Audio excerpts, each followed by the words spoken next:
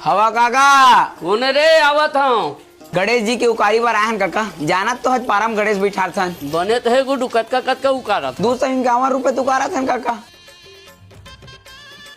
ठीक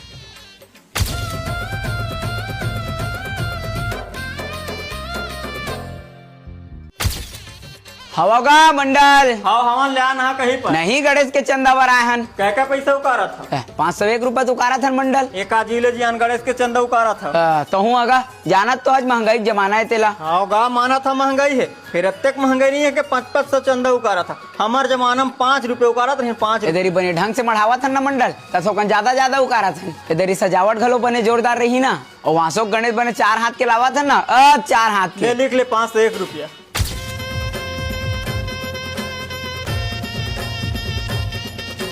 कहाँ जाता मंडल। इधर जात होगा लड़का मन गणेश मढ़ा है दर्शन करके हम ले बने है जा कैसे पर्दा लगाते हैं रे रुकना का अभी भोग लगाते गणेश भगवान की जय। अरे मन तो 4 हाथ के गणेश मढ़ावो का इस कहाँ है दिखत नहीं। फिर तुमन तो 4 हाथ के गणेश मढ़ावो कहत रहा रे 4 हाथ के देगा बने देख के गिनना तही है 2 हाथे पर 4 हाथ के तो होगा। सारा हो भोन के पैसे मांगता है।